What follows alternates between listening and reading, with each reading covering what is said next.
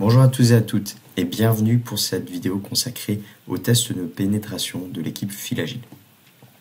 Je suis Nicolas Louisa et je vais vous présenter aujourd'hui notre offre de test de pénétration. Premièrement, on va commencer avec un petit rappel de ce que sont ces pentests. Un pentest, c'est un test réalisé par un hacker sous-traitant de votre société, ou un membre de votre société d'ailleurs, qui va tenter de détecter des vulnérabilités dans votre système de protection du système d'information et tenter de se propager dans votre système d'information dans le but de simuler une corruption de données ou une extraction de données. Ce hacker, il le fait dans un but d'assistance afin de pouvoir vous accompagner ensuite dans la correction de ces failles. Le périmètre d'attaque est défini par votre société. Vous allez clairement définir le domaine, sous-domaine, adresse IP et autres composants informatiques que vous souhaitez voir audités. Et le testeur va ainsi tenter d'exploiter les différentes vulnérabilités. Bien entendu, ces tests se font dans le but de vous accompagner ensuite. Et le hacker va faire attention à ne pas endommager les environnements de production ou environnements internes de votre société. C'est pour ça qu'il est aussi également important de bien déterminer le périmètre de pentest afin de ne pas avoir des environnements clients qui sont endommagés. Comment s'effectuent ces pentests? Nous avons différents types d'offres. Le premier type d'offres sont des pentests internes qui s'effectuent en présentiel depuis vos locaux. On retrouve deux scénarios différents. Le premier scénario est le scénario d'une personne malveillante qui se fait passer pour un agent de sécurité. Cette personne va, via l'ingénierie sociale, tenter de se connecter à votre réseau. Il va chercher des machines connectées et essayer de rentrer via ces machines connectées ou en se branchant sur votre réseau dans le système d'information et tenter via des élévations de privilèges de devenir le contrôleur du domaine d'Active Directory, ou plus exactement de contrôler le contrôleur du domaine Active Directory de la société. Le scénario ensuite, le scénario d'un salarié malveillant. On récupère un poste de collaborateur avec les privilèges classiques d'un collaborateur dans votre société. Les privilèges, ce sont les droits d'accès, pour rappel.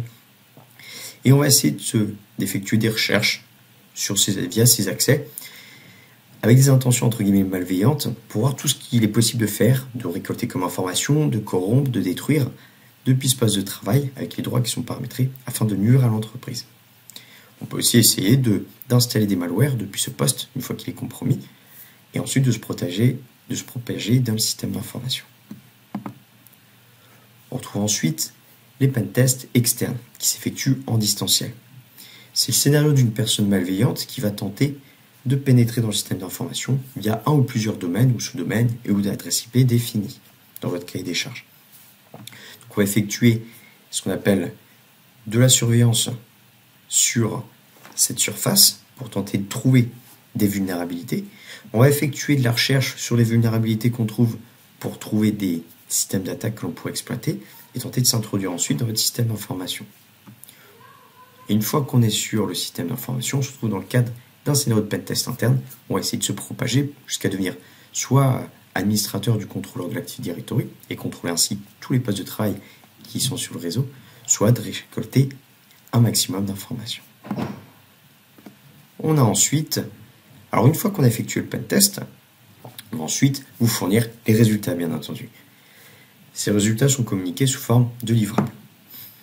Alors déjà on va faire une réunion de restitution avec les membres de la direction, durant lesquels on fournira notamment une première synthèse managériale pour fournir dans les grandes lignes les premiers risques qu'on a identifiés, les premières vulnérabilités principales et des premières recommandations. On qualifiera également le niveau de sécurité de l'infrastructure. On fournit ensuite, quelques temps plus tard, un livrable, une documentation technique qui va comprendre différents éléments de manière à détailler la méthodologie de l'audit, du pentest, la matrice des vulnérabilités détectées et des conseils de correction sur les vulnérabilités trouvées, afin de vous donner des actions à réaliser pour corriger ces différentes vulnérabilités identifiées. Voici ici un exemple de rapport de pentest exhaustif.